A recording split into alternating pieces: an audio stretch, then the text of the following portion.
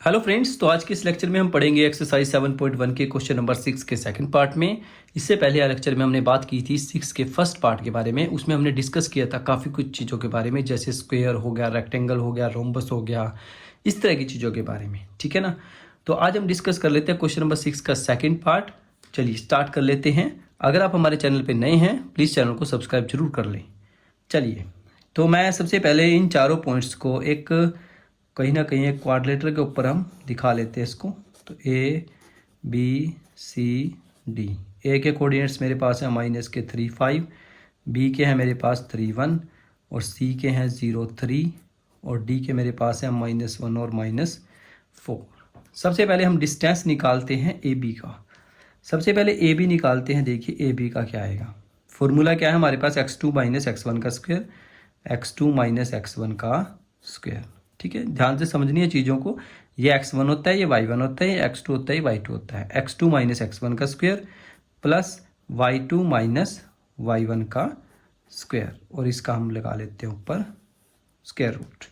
तो A B की value मेरे पास कितनी आएगी, देखिए माइनस माइनस प्लस, 3 और 3 6 का स्क्वायर प्लस यहाँ पे मेरे पास आ जाएगा 1 में से 5 गए -4 4 का स्क्वायर। ठीक है, ओपन करो इसको। तो ए बी की वैल्यू आ जाएगी 6 6 जा 36 प्लस 4 का स्क्वायर करेंगे तो आ जाएगा 16। तो ए बी की वैल्यू मेरे पास आ जाएगी 52 का रूट, और 52 के रूट को जब हम ओपन करेंगे तो हमारे पास आएगा 2√13। ठीक है, 2 दूनी 4 और 4 को 13 से करेंगे तो 13 चौके 52। सेम ऐसे ही हम बी सी निकाल लेते हैं। बी सी कैसे निकालेंगे, देखिए यहाँ पे गिवन से हमारे पास पॉइंट्स। तो x2 - x1 का स्क्वायर प्लस y2 - y1 का भी स्क्वायर, करो इसको ओपन। तो बी सी की वैल्यू आ जाएगी मेरे पास, 3 का स्क्वायर कितना होता है 9 प्लस 3 में से 1 गया 2, 2 का स्क्वायर 4, 9 और 4 13। ठीक है, सेम ऐसे ही हम सी डी निकाल लेते हैं। सी डी के लिए हम क्या करेंगे, पहले x2 - x1 का स्क्वायर प्लस y2 - y1 का स्क्वायर, करो इसको open. C D is equal to 1 का स्क्वायर 1, 4 और 3 7, 7 का स्क्वायर 49 और 49 और 1 कितने होते हैं 50। तो 50 को कैसे लिखेंगे हम, 5√2। ठीक है, 5 5 25 और 25 दूनी 50। इसके बाद हमारा लास्ट रहता है ए डी। ए डी को कैसे निकाल लेंगे हम, x2 - x1 का स्क्वायर, ठीक है, प्लस y2 - y1 का स्क्वायर, करो इसको ओपन। तो ए डी की वैल्यू मेरे पास कितनी आएगी, 3 में से 1 गया 2 और 2 का स्क्वायर 4 प्लस 5 और 4 9, नीम नीम 81, 81 और 4 85। ठीक है, तो हमने चारों वैल्यूज़ निकाली। देखिए चारों वैल्यूज़ के अंदर अगर आपने एक चीज़ नोटिस की हो कि हमारे पास कोई भी वैल्यू आपस में इक्वल नहीं आई है। ठीक है, तो अब हम क्या करेंगे, यहाँ पे सिंपली डायगोनल्स को निकालते हैं और देखते हैं कोई ना कोई रिलेशन बन रहा है या नहीं बन रहा है।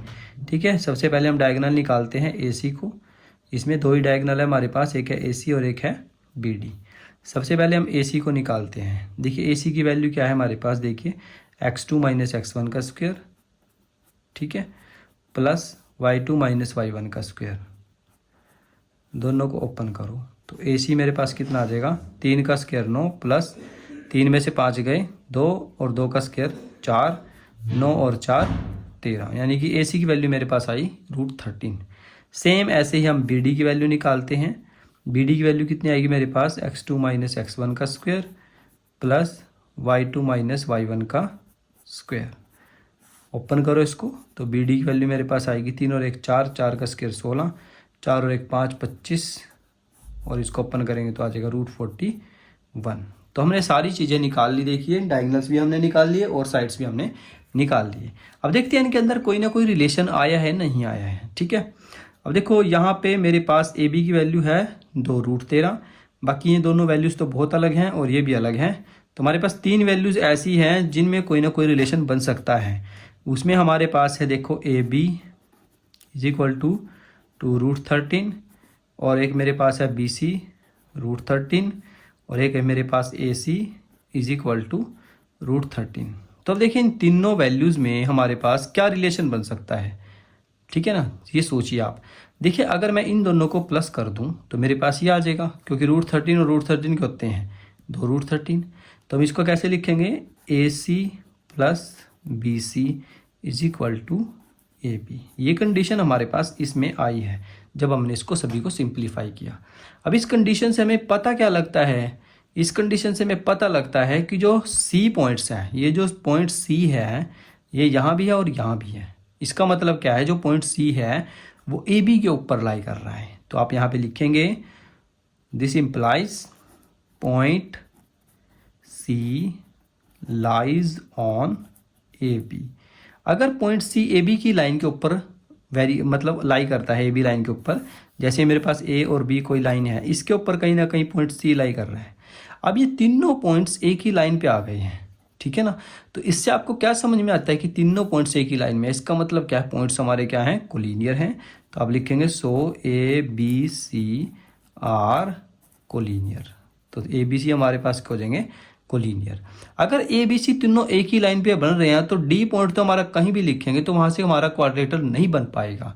तो आप लिख सकते हैं this implies A B C D does not form any quadrilateral. ठीक है, ये किसी भी प्रकार का क्वाड्रिलेटरल नहीं बनाता है। ठीक है, तो आप डायरेक्ट यहाँ पे ये भी लिख सकते हैं कि ये नॉट पॉसिबल है कि ये क्वाड्रिलेटरल बनाए। ठीक है, ये कंडीशंस आपने इस तरीके की याद रखनी है, वेरी वेरी इंपॉर्टेंट है, एग्जाम पॉइंट ऑफ व्यू से इंपॉर्टेंट है ये चीज़ें। ठीक है ना। चलिए अब इसी के अंदर हम क्वेश्चन नंबर ट्राई करते हैं। देखिए क्वेश्चन नंबर 6 का थर्ड पार्ट करने की। ठीक है, हो जाएगा वैसे तो इतने पेज पे। चलिए, तो हमारे पास है नेक्स्ट 4 5 पॉइंट्स, हमारे पास है 7 6 और एक पॉइंट मेरे पास है 4 3 और लास्ट पॉइंट हमारे पास है 1 और 2। चलिए स्टार्ट करते हैं। इसको कैसे करेंगे, सबसे पहले इसको मान लेते हैं ए, इसको बी और इसको सी और इसको डी। चलिए पहले ए बी का निकालते हैं। तो ए बी की वैल्यू मेरे पास कितनी आएगी, देखिए x2 माइनस x1 का square plus y2 minus y1 का स्क्वायर। ओपन करो इसको। तो A B is equal to 7 में से 4 गया 3 और 3 का स्क्वायर 9, 6 में से 5 गया 1 और 1 का स्क्वायर 1, 9 और 1 10। तो ये आ जाएगा हमारे पास √10। सेम ऐसे ही हम निकाल लेते हैं बी सी। तो बी सी की वैल्यू मेरे पास कितनी आएगी, देखिए x2 माइनस x1 का square plus y2 minus y1 का स्क्वायर। ओपन करो इसको। तो B C is equal to 4 में से 7 गया 3, तो माइनस के 3 का स्क्वायर कितना होता है 9 प्लस यहाँ पे भी मेरे पास माइनस का 3 आएगा तो वहाँ भी 9 और 9 18। तो ये मेरे पास आ गया √18। सेम ऐसे ही हम निकाल लेते हैं सी डी की वैल्यू। सी डी की वैल्यू कैसे निकाल लेंगे, देखिए x2 माइनस x1 का square plus y2 minus y1 का स्क्वायर। ओपन करो इसको सी डी को। 1 में से 4 गया 3 का स्क्वायर क्या होता है 9 और 2 में से 3 गया माइनस के 1। ओपन करो इसको फिर दोबारा से। C D is equal to 9 और 1 10, तो आ जाएगा √10। सेम ऐसे ही हम ए डी निकाल लेते हैं। ए डी कितना आएगा मेरे पास x2 माइनस x1 का square plus y2 minus y1 का भी स्क्वायर और ऊपर स्क्वायर रूट। तो ए डी की वैल्यू कितनी आ जाएगी, 3 का स्क्वायर 9 और 2 में से 5 गया 3 तिया 9, 9 और 9 18। तो अब हमने चारों वैल्यूज़ को निकाल लिया। आप देखिए यहाँ पे ध्यान दीजिए कि ए बी और सी डी दोनों आपस में बराबर हैं और बी सी जो है वो ए डी के इक्वल है, यानी कि आपस में जो सामने की जो वैल्यूज़ हैं वो इक्वल हैं। यहाँ पे देखिए, देखो ए बी सी डी के इक्वल है, ए बी जो है वो सी डी के इक्वल है। देखो ये ए बी है और ये सी डी है, ए बी सी डी के इक्वल है, इसका मतलब ये वैल्यू इसके इक्वल है। और हमें गिवन है बी सी और ए डी। देखिए बी सी ये है और ए डी ये है, तो बी सी और ए डी भी आपस में इक्वल है। तो ये तो आपको कन्फर्म हो गया कि ये एक रेक्टेंगल की फॉर्म में शेप बनने वाली है। पर रेक्टेंगल के लिए हमें कंडीशन देखनी पड़ेगी कि ये जो डायगोनल्स हैं इसके इक्वल है या नहीं है। अगर इसके डायगोनल इक्वल हुए तो ये हमारे पास रेक्टेंगल बन जाएगी। अगर इसके डायगोनल इक्वल नहीं हुए तो ये हमारे पास पैरेललोग्राम बन जाएगी, क्योंकि पैरेललोग्राम में आमने सामने की साइड्स इक्वल होती हैं पर उसमें डायगोनल इक्वल नहीं होते हैं। ठीक है ना। चलिए तो पहले हम निकालते हैं ए सी की वैल्यू को। ए से सी तक, यहाँ से देखिए आप ए सी। ठीक है, तो x2 माइनस x1 का square plus y2 minus y1 का भी स्क्वायर। ओपन करो इसको। ए सी इज इक्वल टू 0 आ जाएगा यहाँ पे। तो 3 में से 5 गए 2 और 2 का स्क्वायर 4, 4 का रूट क्या होता है हमारे पास 2। ठीक है, ऐसे हम निकाल लेते हैं बी डी। तो बी डी की हमारे पास कितना आएगा, देखिए x2 माइनस x1 का square plus y2 minus y1 का स्क्वायर। ओपन करो इसको। B D is equal to 1 में से 7 गए माइनस के 6, 6 का स्क्वायर 36 प्लस 2 में से 6 गए 4, 4 का स्क्वायर 16, 36 और 16 हमारे पास होते हैं 52। तो आप देख सकते हैं दोनों वैल्यूज़ मेरे पास अलग आई हैं। इसका मतलब क्या है, ये जो हमारे पास वर्टिसेस गिवन हैं ये किसके गिवन है, हमें पैरेललोग्राम के गिवन है। किसके गिवन है, पैरेललोग्राम के। Hence it is a parallelogram, it is a parallelogram.